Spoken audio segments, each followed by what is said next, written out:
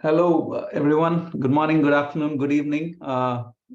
This is Kannan Muthukarpan, one of the co-founders at Yugabyte.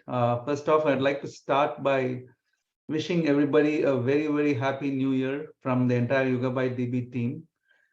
Thanks for being with us and following along on this Friday Tech Talk series. You could say this is the first anniversary of this Tech Talk series for engineers, by engineers. And my pleasure to welcome Prem from Yugabyte on the first episode in 2023. With that, Prem, over to you. It would be great if you can start with a brief introduction about yourself, and then we can jump right into the topic. So over to you. Thanks, Karan. Hey, folks. Happy New Year. This is Prem Kumar Tangamani. I'm a technical evangelist and customer advocate at Yugabyte. I've been at Yugabyte for about 7 months, 8 months now. I've been enjoying it. Great team, great company, amazing culture. Today's topic is you're going to let me share my screen.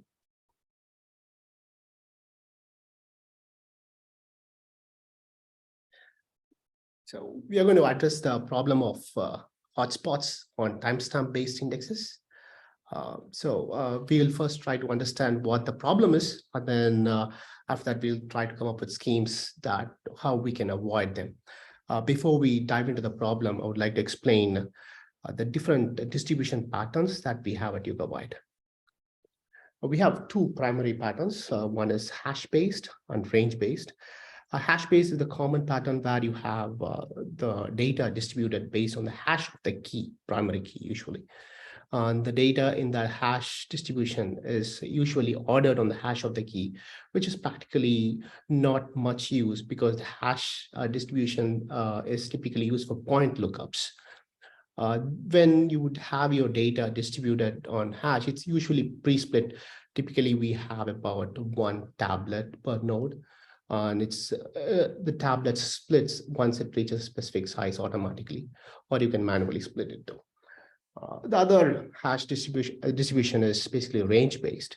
It starts off with one shard by default, and then it splits us further as needed, typically once it reaches a specific size. It's the most critical important thing about this range-based sharding is it's ordered on the key. That's when, for example, for timestamp-based indexes, you can do range scans. Very useful for range scans. So that's when you choose a range-based sharding. These shards, range-based shards can be pre-split too. And maybe the point that you kind of subtly alluded to, but maybe I'll make it explicit, is both these patterns apply not only to the primary key of your table, but if you create indexes, in some sense, you're nominating a bunch of columns to be the keys for your index.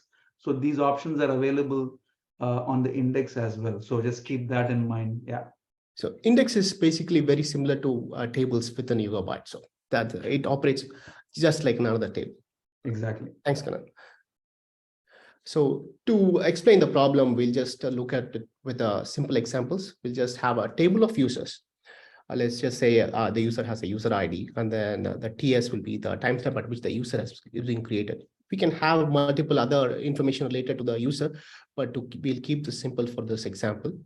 The primary key for this table is going to be user ID so that we can do point lookups for the user ID. Like let's say, hey, give me information about this user for this ID equal to 1 or so.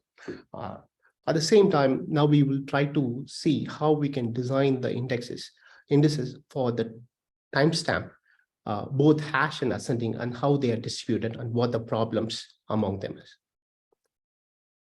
So first, let's take a look at the hash distribution, which is the default. The table, basically the primary key is the user ID, and that it's distributed based on the hash of the user ID. So if you see across 4 nodes, so for this example, I'm just taking up a 4-node system with no replication, so that we don't have to worry about that complication. And so the table data is distributed based on the user ID, and it's kind of evenly distributed. And similarly for this index timestamp, for this slide alone, I've chosen hash. Typically, you don't do it, but if you have hash distribution, it's distributed across the 4 nodes, across tablets. If you want to do direct point lookups on timestamps, like for example, TS equal to time 1, then this index will be useful. But typically we don't do that because it's very difficult to get the exact timestamp with all the precision. So let's take a look at the range distribution. Now the same way, the table is being distributed based on the user ID, hash of the user ID. You have even distribution of the table data, but the index, because it's range sharded on the TS ascending order, it's on only one node. So it grows on one node. So why it grows on one node is because your data, typically timestamp based data is, for example, it's event logging, like from IoT data or transactions, current events. And timestamp is typically monotonically increasing. And then all your current data is going to come around the current timestamp. So they're going to end up in one specific node. So that particular node is going to get write heavy. And if you're going to do queries like, hey, get me the 10 most recent users, so it's going to be a read hotspot too. So that particular node becomes a hotspot. Over time, this data keeps growing on that particular node. And at some point, it'll split. So split into two, let's say, to start off with, first, it's going to split into two. And then the half of the index is going to move to the other node. But again, the second node will become a hotspot because all your current events that are coming in the right rows, which are coming in, are going to be around the current timestamp. So that is the problem that we are going to address. So now we want ordering, definitely for sure, because we want to search on something like TS greater than timestamp 1 and TS less than timestamp 2. But at the same time, we don't want it to be a specific node to be a hotspot. We want the data to be distributed. And so because this is a distributed database, that is what we expect from a distributed system. So yeah, I think maybe to just put a finer point, I mean, the index is performant in the sense that it will do it will get you the ordered rows efficiently. So if your cluster is underutilized, has a lot of spare headroom, then there's no problem.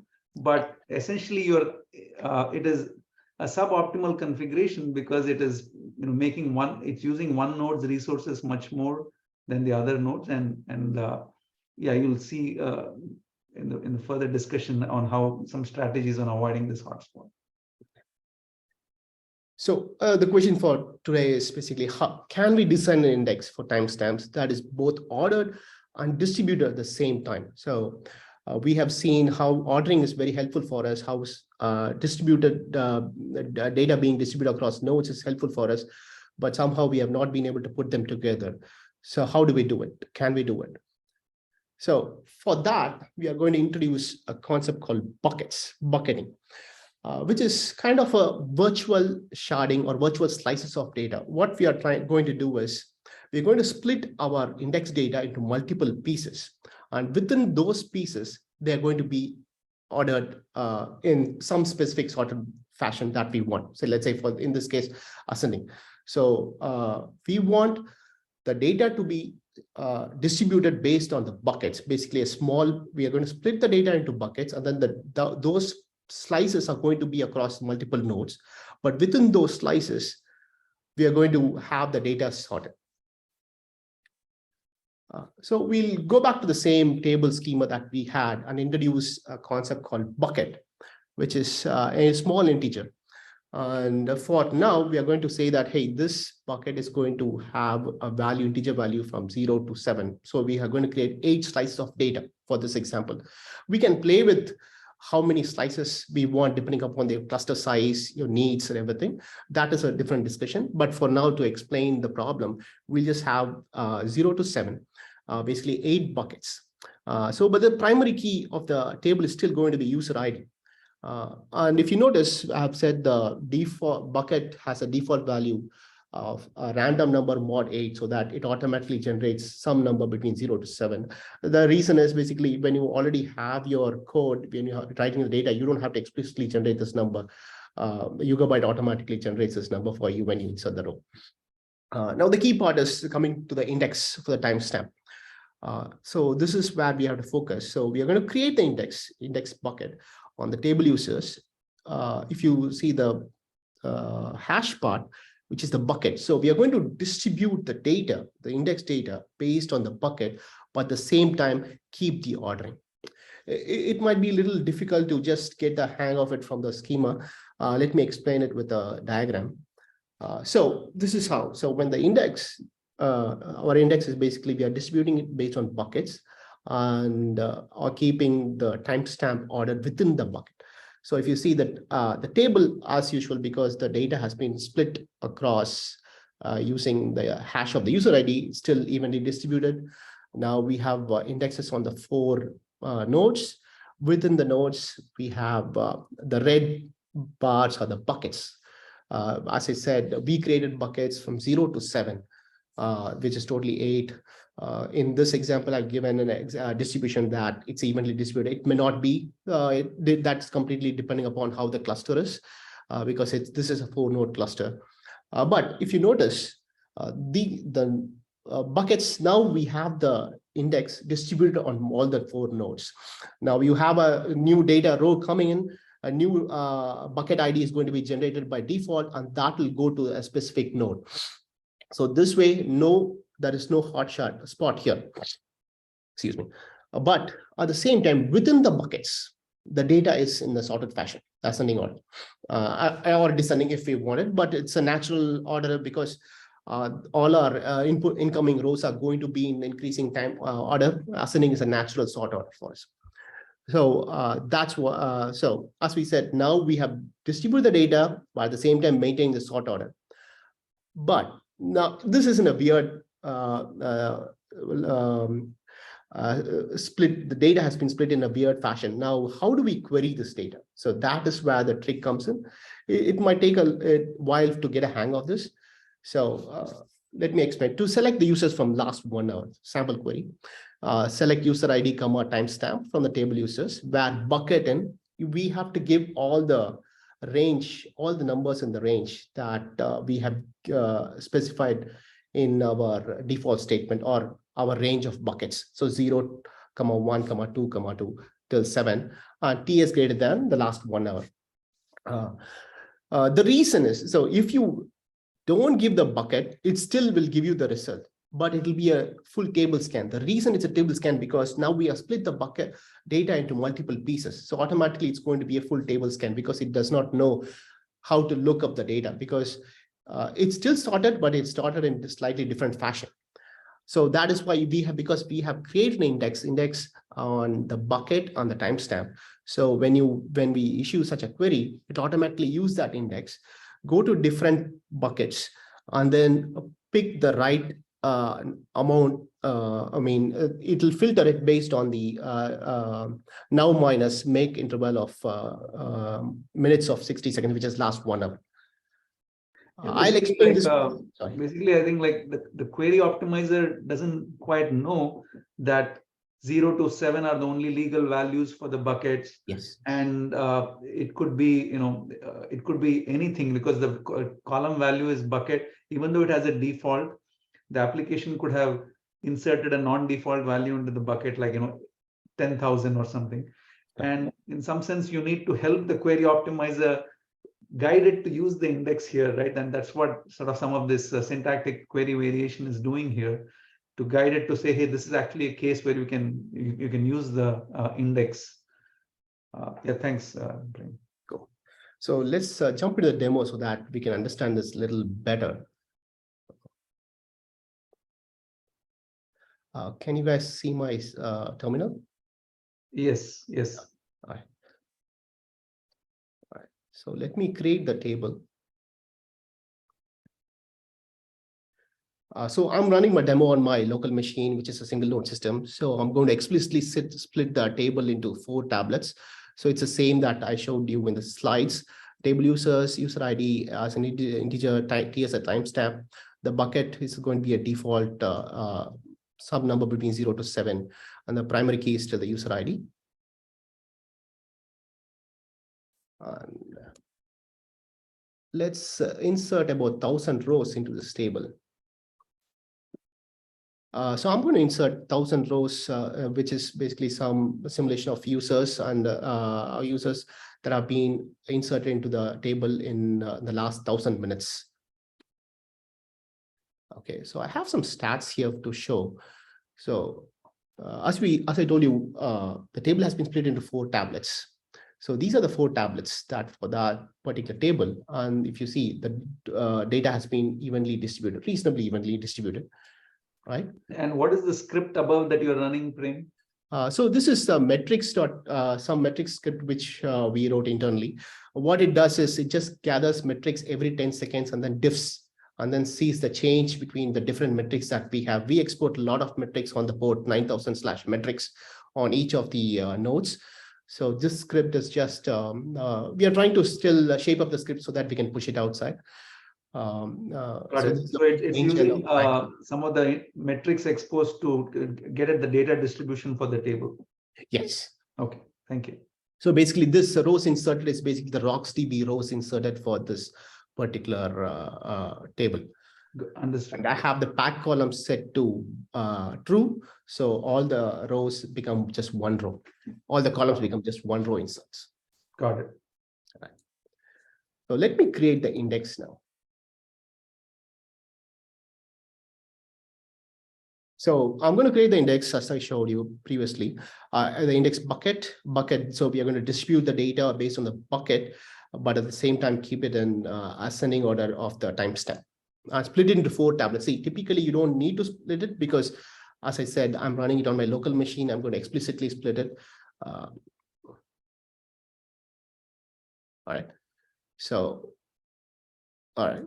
So if you notice, so these were the 4 tablets for the index, and they have been, the data has been moved from the main table into the index, and there were about 1,000 rows which we inserted previously, and they have been reasonably distributed. This is what we exactly we want. We want the data to be distributed for the timestamp index. So we already know that it is ordered on timestamp. So let's try to query this.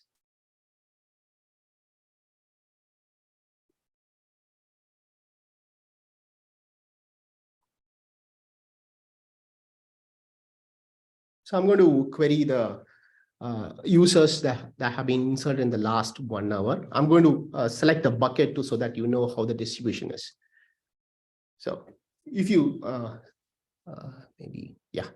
So there were about 57 rows in the last 1 hour because I created the way I inserted was, hey, for every minute in the last 1,000 minutes, there was 1 user inserted. So by the time, since the time I inserted, 3 minutes has passed. So I have only 57 rows. So that's the idea here. But if you notice, it's been ordered on the bucket ID. But the yes, Prem, could we look at the query one more time? Yes. And then yeah, got it. So yeah, you're basically saying for these 8 buckets. Okay, and let's look at the output now. So you're getting bucket 0 first, and the rows from it, and then it's doing okay. Right. So this is basically per bucket. It has been, if you see within the bucket, it's been ordered. The data has been ordered, but not across buckets, right? So within this bucket 1, the data has been ordered, but this is fine for now. But depending upon use case, this may not be the right thing that we are looking for. Let's try another query. If we do an explain on this, does it actually avoid looking at all the 1,000 rows, or does the? So when we do an explain analyze on this particular query, if you see, it actually picked up 56 rows exactly, and there were no filtering, so it exactly knew what to. It went to each of the bucket. It went to each of the bucket. Because we knew we did not do a limit, and so we gave it an exact point to stop because we were looking for only for 1 hour. So it was able to just pick the right 56 rows. So it was not a full table scan. Yeah. But by the way, go ahead. Maybe you finish the thought, and then there are 2 questions. I'll come back to it. Oh, related to this, or because I'm going to switch to another? Not, yeah, related to this. Okay, go ahead. First, it might be easier for you to see your Zoom chat session. I mean, I think there was a question whether the random number, the math you are using. Yeah, I think. Oh, random. Yeah. So because what was happening, random into 7 into yeah, that could have been a better thing. Yes. Yeah. So yeah, I think that might have been syntactically more shorter. Sure. Shorter. Yes. One other question is the fact that within each bucket things were ordered is a coincidental byproduct, and there is no explicit order from the select. That is true. When you don't have an order by clause, it is better that the app not rely on any ordering. So if the app does care about an ordering, it should explicitly throw in an order by at the very end. So that's a fair statement. Yeah. Okay. Let's look at, hey, give me last 10 users, right? Okay. Yeah, first let me just give me, but this is basically, so this is some random set of 10 users because there is no ordering. I'm going to order this, right? So if you see, because we know for sure that the last ID was 1000, and we know that these were the 10 most recent users that were ordered, added into the system. Now let's see the explain, because now we have got, and our data is distributed, our index is sorted, and we have been able to get the last 10 users. Now let's do an explain here. Let's go ahead. If you see, it's basically a sequential scan on, yeah, because it is. By the way, Prem, the :EA syntax that you use, is that a configuration that you have? Yes. To do? Sorry, that's just a shortcut for my analyze verbose. So just helps me type less. Yeah, I was not aware of these Postgres CLI tricks. Yeah, so you can set anything. I mean, because I use this very commonly, and then I don't want to type everything all the time. So thanks for pointing that out. So if you notice that if the rows, all we needed is 10 rows. We just want the 10 most recent users, but it was a full sequential scan on 1000 rows. So although our query completed in 8.3 milliseconds, that's not a big deal because we have only 1000 rows. In the case of when you have a table of millions of rows, this is going to actually stall your process. So what do we do? What is going wrong here? So to understand this, we need to come up with another statement, because now what we want to do is we want to get the top statements from each bucket and then put them together and then globally order them. So it's very difficult to just explain in words. Let me just show you the. Essentially, I think what you're saying is, hey, each bucket is ordered, right? And we want somehow to do an n-way merge, like it's like the classic k-way merge sort algorithm. You already have n sorted streams.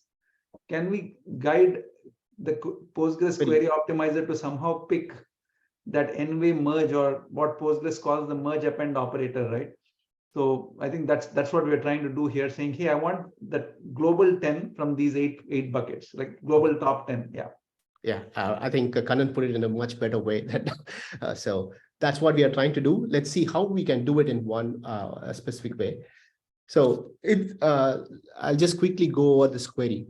So if you see, let's start with this particular part. So we are selecting the bucket, data from the bucket, the first bucket, the 0th bucket, and then order by TS descending. Because as I said, we are looking for users that were added recently.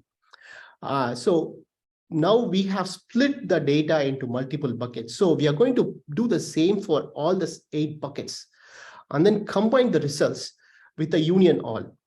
The reason for the union all is because if you do a union, there is a deduping overhead. We don't have to do the deduping. You could have this, but ultimately there will be deduping overhead on Postgres. which we don't need to because we know for sure that our data is not duplicated. So we can just skip that overhead union all. And then once we combine all that data, we do an order by across this and by descending and then limit to 10. Let's see how this executes. So we got 10 results, which is basically because of the limit 10. But if you see the analyze, all right, so all right. So it might be a little overwhelming to look at this analyze output, but just it's very simple because it's just a repetitive of the same thing. So let's say that because ultimately the number of rows were returned were 10. That's the most important thing. And the rows that went up to an upper layer where it did the append merge was also 10, because previously we did a full scan of 1,000 rows, which is the whole table that we have eliminated already. And by the way, Prem, that line that you are highlighting is the merge append operator, right? It's worth. Yes. I mean, it's the beautiful KV merge that comes for free almost, because Yugabyte inherits the Postgres's query layer, right? And it had the merge append operator, and we are reusing a lot of that query layer. So we just wanted to call that out. So if you see, we do an index only backward scan on the table because our index was ascending. That's what I created.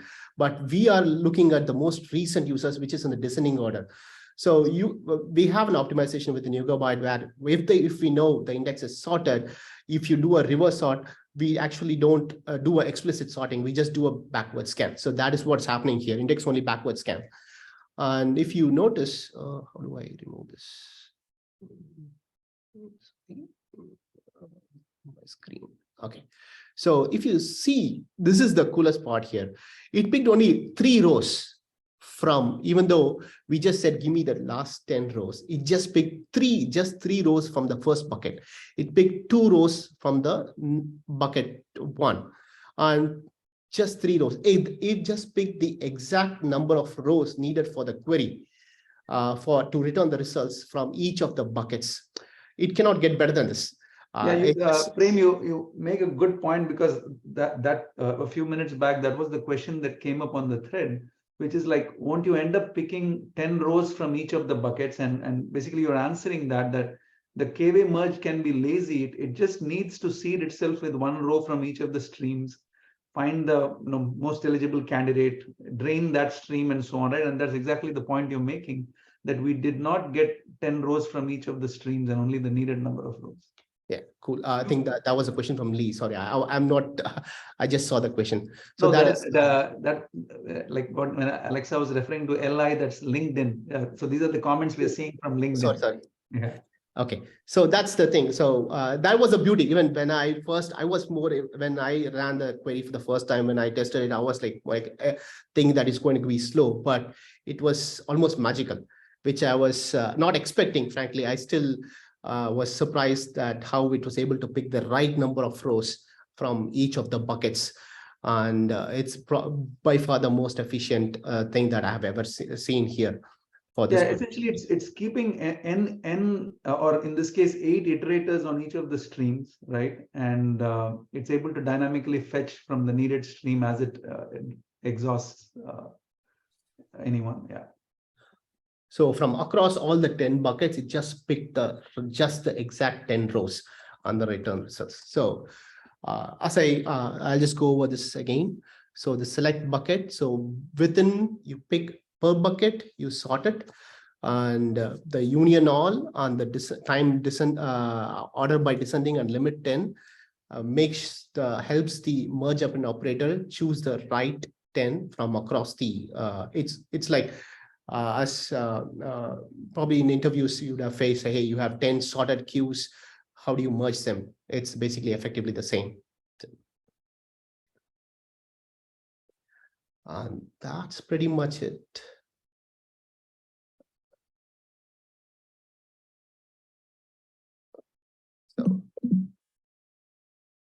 So this is the endmost region for pagination. And then, so once you get 10 results from the last timestamp, you can say that, hey, give me the next 10 from with the timestamp greater than the last known timestamp, and then so on. You can just go ahead and then use it for a pagination. You don't actually show the pagination. Actually, I could actually do that too. I don't have the pagination.